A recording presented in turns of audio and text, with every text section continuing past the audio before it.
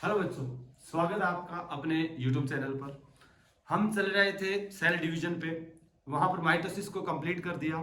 अभी अपना जो टॉपिक है मियोसिस, और ये टॉपिक ऐसा है जो बहुत ज़्यादा इम्पोर्टेंट है। जहाँ कहीं पे से प्लांट रिप्रोडक्शन की बात करें, ह्यूमन रिप्रोडक्शन की बात करें, जेनेटिक्स की बात करें, सेल बायोलॉजी की बात करें, वहाँ हर जगह ये काम आता है। मियोसिस का कंसेप्ट काम में आता है हमारे। उसी चीज़ को अपन one by one, step by step शानदार तरीके से समझना है कि कोई भी कंफ्यूजन नहीं रहे। किसी भी टाइप का क्वेश्चन आए तुम उसे सोल्व कर दो। क्लियर है? तो बहुत सारी चीज यहाँ पर, जैसे मेंडल के जो लॉ पढ़ते हैं अपन, जहाँ लॉ ऑफ सेग्रीगेशन की बात आती है, लॉ ऑफ इंडिपेंडेंट असॉर्टमेंट की बात आती है, वो सारे समझ सकते हो अगर तुम्हें मियोसिस आता है। तो मियोसिस बहुत इंपॉर्टेंट है।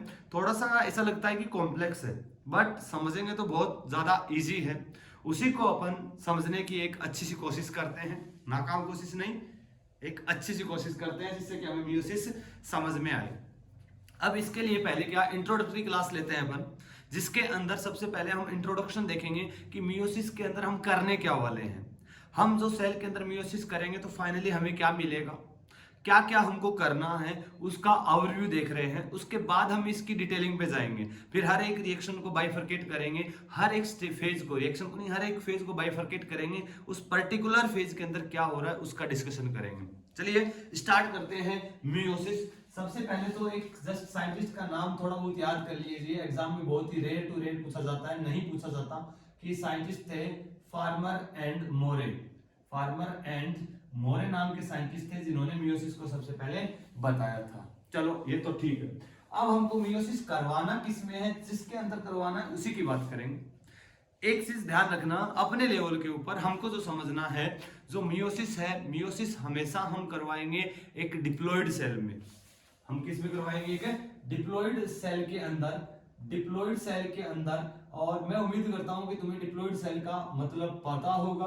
बोले तो जिसके अंदर two set of chromosome present होते हैं, उन्हीं सेल के अंदर करवाएंगे meiosis. Most of the organism nature के अंदर जो मिलते हैं वो कैसे हैं? डिप्लॉइड है। मोस्ट ऑफ द ऑर्गेनिज्म बोला है कैसे है? डिप्लॉइड है। और उसके अंदर क्या करवाना है अपन को? मियोसिस। और उनके अंदर मियोसिस किस कब होगा? ध्यान सुनिएगा, मियोसिस जो होगा वो होता है किनके अंदर? रिप्रोडक्टिव सेल के अंदर। किसमें होगा? रिप्रोडक्टिव सेल के अंदर। मैं बोलूं तो ड्यूरिंग गैमीट फॉर्मेशन। हम मियोसिस का यूज करेंगे कहां पर? During gamete formation. बाकी जहां कहीं पे भी डिवीजन काम आएगा, हम डिवीजन लेके आएंगे माइटोसिस को। क्लियर है? चलिए देखना, अब मैं एक शुरुआत करता हूं कि अपन को करना क्या है, ओवरव्यू लेना है। कि ध्यान से सुनना बेटा कि एक सेल हमने ली है, वो सेल कैसी है? डिप्लॉइड है। कैसी है? डिप्लॉइड है। 2n सेल है। बोले तो नंबर ऑफ सेट क्रोमोसोम के कितने हैं? 2। और इस सेल को मैं लेके चलता हूं कि ये ह्यूमन की सेल है। नंबर ऑफ क्रोमोसोम 46 है।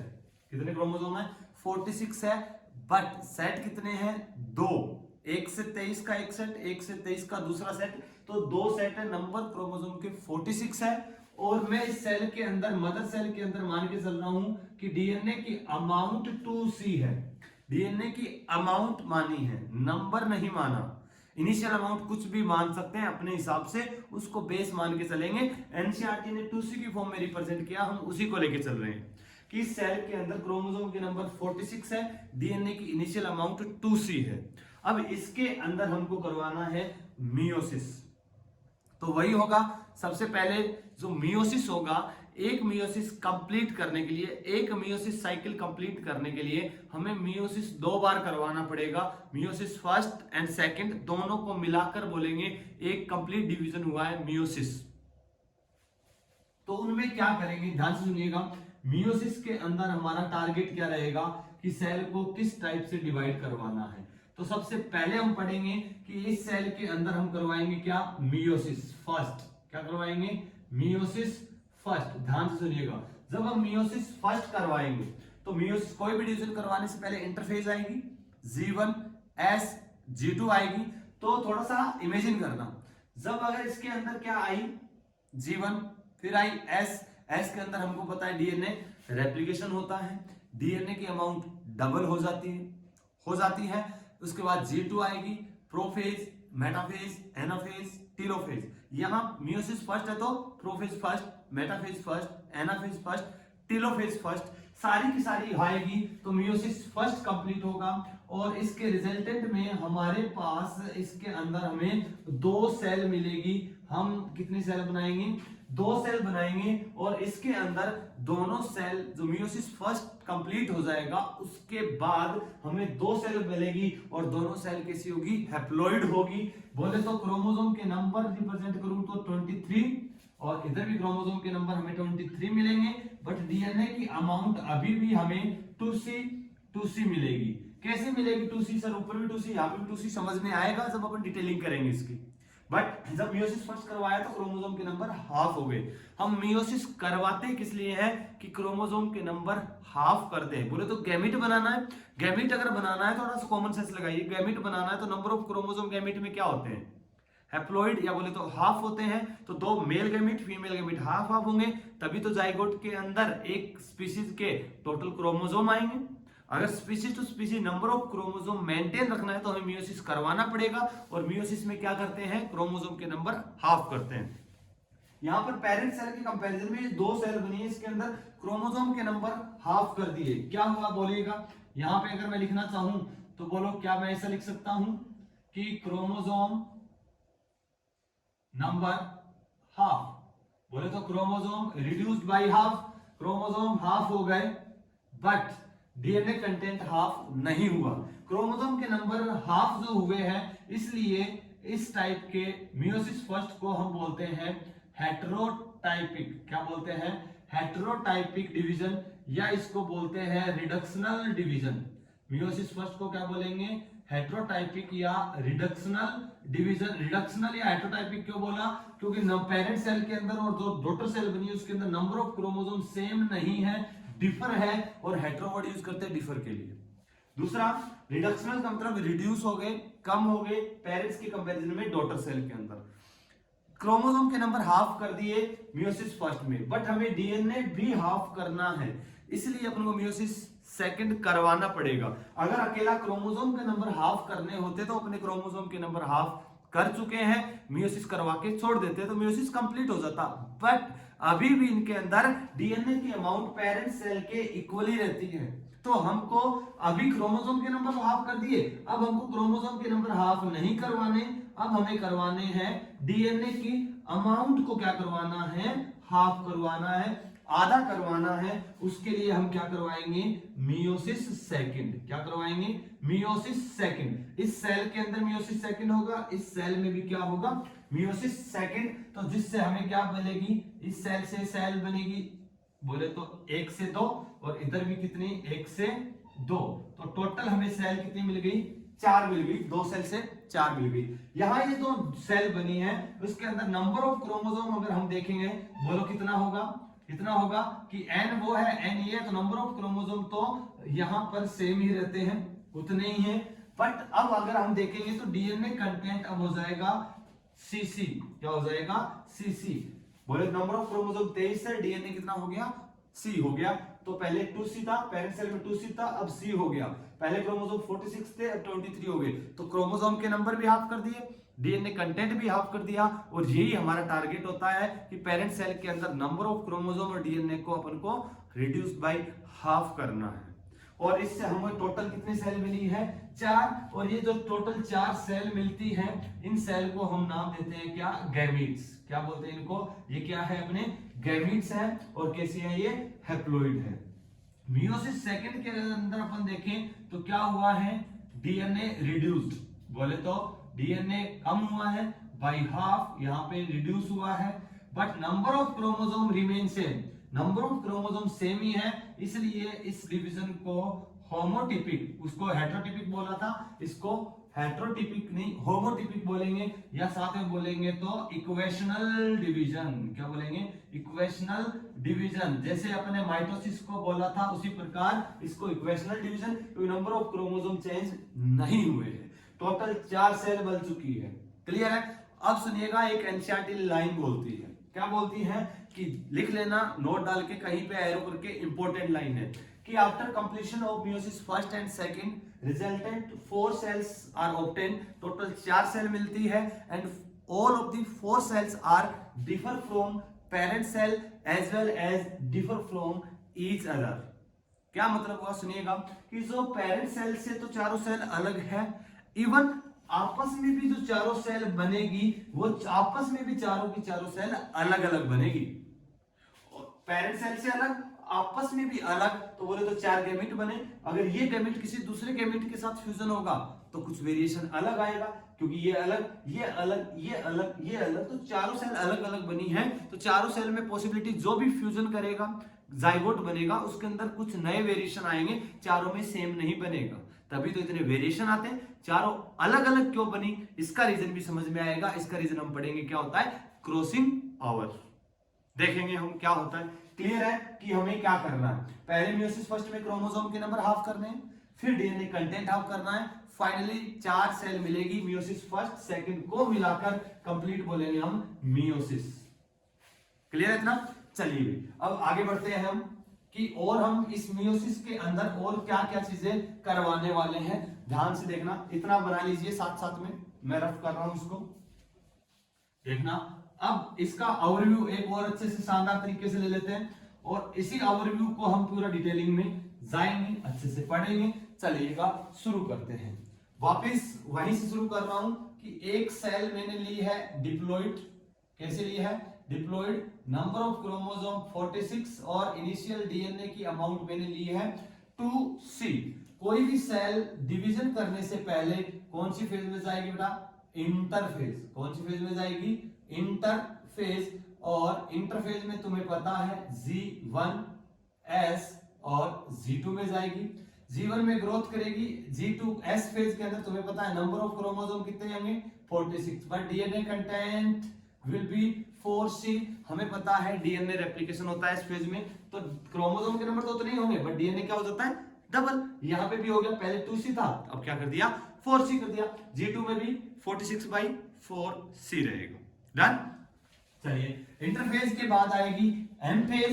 एम फेज में यहां सबसे पहले पढ़ेंगे प्रोफेज फर्स्ट, P4 समझ आना, प्रोफेज फर्स्ट। इसके बाद हम पढ़ेंगे प्रोफेज फर्स्ट के बाद मेटाफेज फर्स्ट, उसके बाद हम आएंगे एनाफेज फर्स्ट, उसके बाद टीलोफेज फर्स्ट।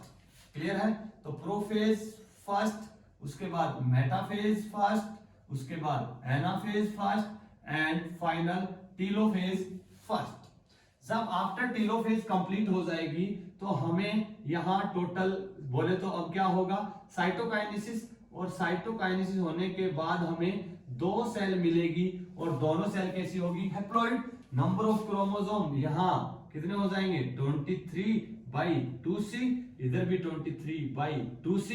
पेरेंट सेल के कंपैरिजन में डीएनए की अमाउंट 2C है, इधर भी 2C थी, क्रोमोसोम के नंबर तो हाफ हो गए, बट अभी मियोसिस फर्स्ट कंप्लीट हुआ है, तो अभी अपन को डीएनए कंटेंट पेरेंट सेल के कंपैरिजन में क्या करना है?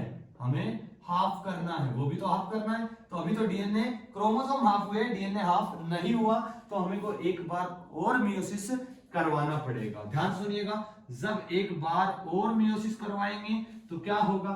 सेल डिवीजन करने से पहले वापस ग्रोथ करेगी, और यहाँ ये सेल ग्रोथ करने वाली जो इसकी फेज होगी बेटा, शानदार जानदार, इस फेज को बोलते हैं इंटरकाइनेसिस। क्या बोलेंगे इसको? इंटरकाइनेसिस। पूरा लिख लेना, क्या बोला? इंटरकाइनेसिस बहुत इंपॉर्टेंट है। बाकी फेज को हम बोलते हैं interphase, but gap between meiosis first and second called interkinesis. यहां पर जैसे ही G1 आई, S और G2, यहां G1S G2 आती है, बट G2 के अंदर एक खास बात है। यहां पर जो G2 है उसके अंदर एक खास बात क्या होगी कि यहां पर डीएनए रेप्लिकेशन नहीं होगा। मोस्ट इंपोर्टेंट है, शानदार तरीके से क्या है? डीएनए रेप्लिकेशन नॉट अकर्स, इसीलिए इसको इंटरफेज न बोलकर हम नाम देते हैं इंटरकाइनेसिस। तो यहाँ डीएनए रेप्लिकेशन, क्योंकि डीएनए रेप्लिकेशन होता तो डीएनए की अमाउंट वापस क्या हो जाती? 23/4C। प्रोफेज, मेटाफेज, एनाफेज आके आगे वापस 2 सेल बनती, तो वापस 23/2C मिल जाता। और हमको तो करना क्या है? CC करना है। पहले क्या हो जाता? 2C करना क्या है? CC। यहाँ तो 2C है ही, अगर डीएनए रेप्लिकेशन करवाते तो यहाँ अब G1S के बाद क्या होता? 23/4 4C, prophase second, metaphase second, anaphase second में अलग अलग होते हैं, तो आधे ऊपर आधे नीचे, तो 23/2C, तो ऐसी कैसी बन जाती, कोई सेंस नहीं निकलता। तो यहां पर कौन सी फेज नहीं होगी, डीएनए रेप्लिकेशन नहीं होगा, और उसके बाद आएगी prophase second, metaphase second, anaphase second, and last telophase second आएगी। Prophase second, metaphase second, anaphase, telophase second, और फाइनली 2 सेल्स आर फॉर्म्ड। ये लो, यहां से 1 से 2 बनी, डीएनए कंटेंट भी क्या हो चुका, हाफ, 23/C, 23/C। इसी प्रकार इस सेल में भी इंटरकाइनेसिस में जाएगी, G1 S में रेप्लिकेशन नहीं होगा, prophase second, metaphase second, telophase second, और इससे भी क्या बनेगी, 2 सेल, 23/C, 23/C करवाना है। और सुनिएगा कुछ 4-5 चीजें और मैं इसके अंदर बता देता हूं, डायरेक्ट क्वेश्चन आता है, डिटेलिंग समझ में आएगी, बट साथ में अभी के अभी अपन याद करेंगे तो मजा आ जाएगा। कैसे, प्रोफेज फर्स्ट जो है जैसे ही कंप्लीट हुआ, इसके अंदर प्रोफेज जो है, प्रोफेज को फर्दर डिवाइड किया गया है कुछ सब स्टेजेस में। कुछ सब स्टेजेस में कौन कौन सी सब स्टेजेस है सुनिएगा। सबसे पहले हम पढ़ेंगे लेप्टोटीन, क्या पढ़ेंगे, लेप्टोटीन। उसके बाद आएगी जाइगोटीन, लेप्टोटीन, जाइगोटीन। उसके बाद है पैकाइटीन, नेक्स्ट डिप्लोटीन, और सबसे लास्ट डायकाइनेसिस। कितनी फेज है, 5। याद रखने का तरीका LZPDD, बोले तो याद रखना, लालू जाए प्लेन में, दीपिका देखे, बोले तो टुकरा के मेरा प्यार इंतकाम देखेगी। लालू ने अपना इंतकाम दिखाया, बोलो लालू जाए प्लेन में, दीपिका DIF, दीपिका देखे। अरे क्लियर है, याद रहेगा, लालू जाए प्लेन में, दीपिका देखे। ये 500 सब stages of prophase first. Prophase first is the most complex and longest phase of the meiosis. Complete meiosis की सबसे लॉन्गेस्ट एंड कॉम्प्लेक्स फेज है। बोले तो एक क्वेश्चन ये भी, मोस्ट बोले तो लॉन्गेस्ट एंड कॉम्प्लेक्स फेज, क्योंकि यहां पर इस फेज को फर्दर सब स्टेजेस, सब फेजेस के अंदर डिवाइड किया गया है। क्लियर है।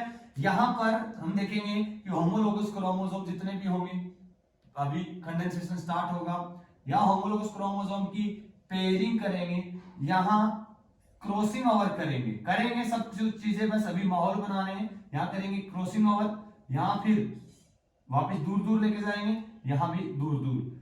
पहले बोलेंगे आइए, यहां जोड़े बनाएंगे, यहां क्रॉसिंग ओवर करेंगे, यहां जोड़ों को दूर करेंगे, यहां कंप्लीट दूर कर देंगे। तो ये प्रोफेज की अलग अलग 5 सब स्टेजेस। यहां पर एक चीज और याद रखना है कि हम एनाफेज फर्स्ट के अंदर क्या नहीं होता, ध्यान से। हमने देखा माइटोसिस की एनाफेज के अंदर, बता सकते हो क्या हुआ था, क्या एनाफेज प्रोमोटिंग कॉम्प्लेक्स आया, सेंट्रोमियर स्प्लिट किया था। बोले तो एक क्रोमोसोम के दोनों क्रोमेटिड अलग हुए थे और इंडिविजुअल क्रोमोसोम की तरह बिहेव कर रहे थे। बोले तो सेंट्रोमियर स्प्लिट हुआ था। यहां पर इंपॉर्टेंट ये है कि एनाफेज के अंदर जो सेंट्रोमियर है, एनाफेज के अंदर centromere splitting not occur, splitting not occur. यहां मियोसिस एनाफेज फर्स्ट के अंदर, बोले तो एनाफेज फर्स्ट के अंदर सेंट्रोमियर स्प्लिट नहीं होता। बट तो सेंट्रोमियर स्प्लिट कब होता है, यहां जो सेंट्रोमियर स्प्लिट होगा वो होता है एनाफेज सेकंड के अंदर। तो यहां क्या होगा, सेंट्रोमियर स्प्लिटिंग, सेंट्रोमियर स्प्लिटिंग आकार। ध्यान से, सेंट्रोमियर स्प्लिटिंग आकार। हर एक चीज का अपने बहुत सारी चीजें के क्वेश्चन यहां पर लिख दिए हैं, बना दिए हैं, ओवरव्यू ले लिया है। अब इन्हीं को डिटेल में पढ़ना है। फिर भी एक बार और, प्रोफेज फर्स्ट की 5 स्टेजेस का नाम, leptotene, zygotene, pachytene, diplotene, diakinesis. Lalu जाए प्लेन में, दीपिका देखे, याद रहेगा। उसके बाद बोलो एनाफेज में क्या नहीं होगा, एनाफेज फर्स्ट में क्या नहीं होगा, सेंट्रोमियर स्प्लिटिंग नहीं होगी, क्योंकि वहां होमोलोगस क्रोमोसोम के पेयर होंगे, वो सेपरेट होते हैं। सेंट्रोमियर स्प्लिट नहीं होगा। सेंट्रोमियर स्प्लिट कब होगा, एनाफेज सेकंड के अंदर। मियोसिस फर्स्ट के अंदर क्या, बोलिए क्या होगा, chromosome number half, DNA content अभी 2C है, बट मियोसिस सेकंड करवाते किस लिए, डीएनए कंटेंट को भी 2C से CC बनाने के लिए। क्लियर है। तो यहां पर ये, और बोलो क्रॉसिंग ओवर कौन सी फेज में हो रहा है, पैकाइटीन फेज के अंदर हो रहा है। तो ये डायरेक्ट अभी याद रखना, डिटेलिंग भी समझ में आ जाएगी। क्लियर है। अब अगर यहाँ पे पूछे तो सेल डिवीजन कितनी बार हुआ है? एक मियोसिस करवाने के लिए सेल डिवीजन 2 बार हुआ है। ये सेल डिवाइड हुई है, फिर इस सेल के अंदर डिवीजन हुआ है। कोई 3 बार काउंट नहीं करे बेटा, एक ये सर, फिर एक तो ये हो गया 2, एक ये हो गया 3 ना, 2 बार सेल डिवीजन हुआ है। क्लियर है? सेंट्रोमियर की स्प्लिटिंग कितनी बार हुई है सर? 1 बार। क्लियर है? क्रोमोसोम के नंबर डॉटर सेल में हाफ हो गए। क्लियर है? ये चीजें अपन को थोड़ी सी ध्यान रखनी है। ये अपने ले लिया मियोसिस का ओवरव्यू। अब हमको जाना है डायरेक्ट प्रोफेज फर्स्ट पर, क्योंकि इंटरफेज हम ऑलरेडी पढ़ चुके हैं। G1 में क्या होगा, S में क्या होगा, G2 में क्या होगा। अभी डायरेक्ट आने वाले हैं हम prophase first and prophase first की 5 सब स्टेजेस, जो कि सबसे ज्यादा इंपॉर्टेंट है, सबसे ज्यादा क्वेश्चन यहीं से बनते हैं, बाकी इसमें कोई प्रॉब्लम नहीं है। क्लियर है? ओवरव्यू समझ में आया होगा, इसी को आगे अपन को लेके चलना है। डन?